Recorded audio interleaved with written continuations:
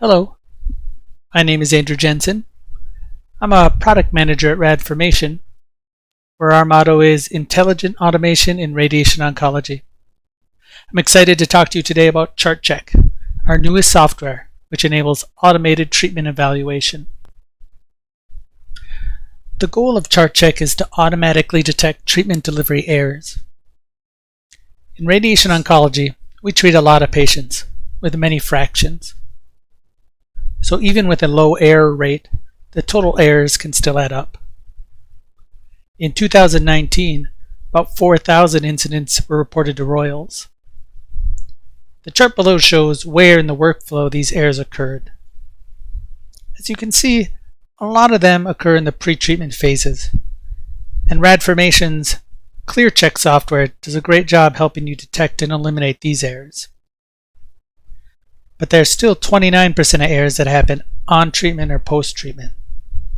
Our new software, ChartCheck, automates these on-treatment checks and enables you to quickly detect and correct these errors.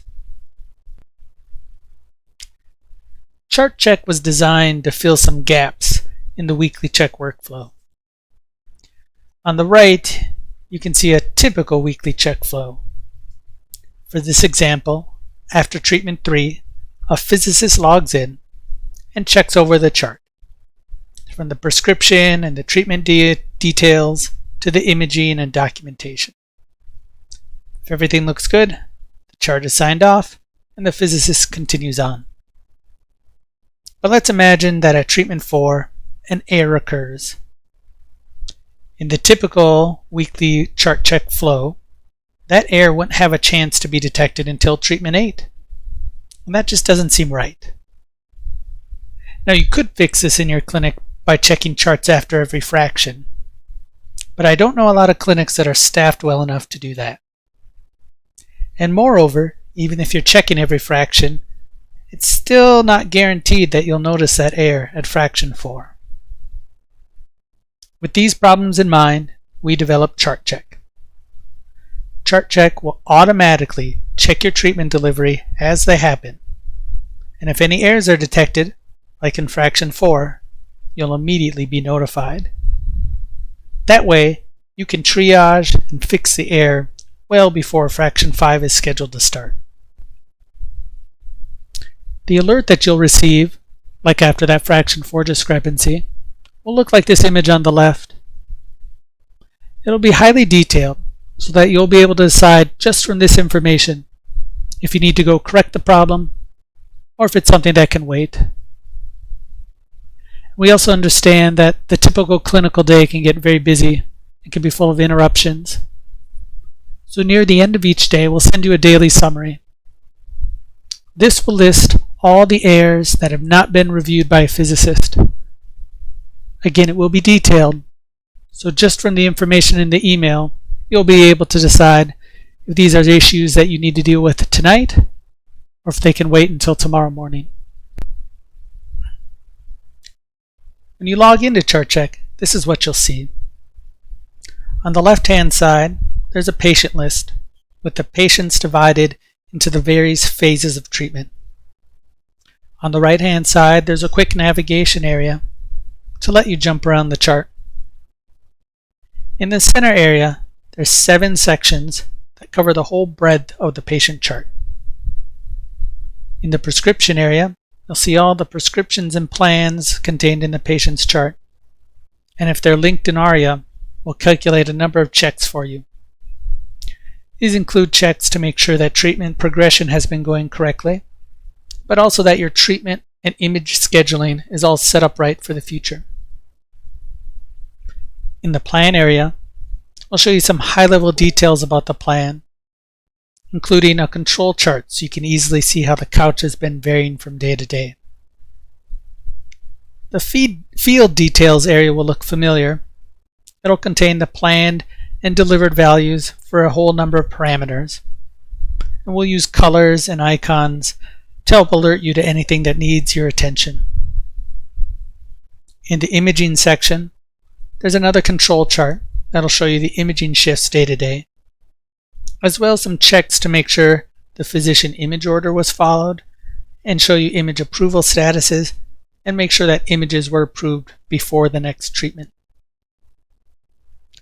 In the documentation section, we'll show you if your pre-treatment timeouts were inserted and if they were approved. We'll also show you updates to dynamic documents, any journal notes and alerts that were added to the chart. We've also included two special sections to help you catch those special initial and end of treatment checks.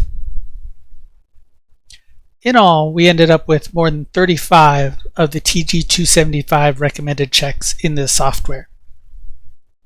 But we also took to heart TG275's recommendations to vendors and created software that is automated, simple to use, and easy to understand. So with ChartCheck, you can bring automated treatment evaluations to your clinic.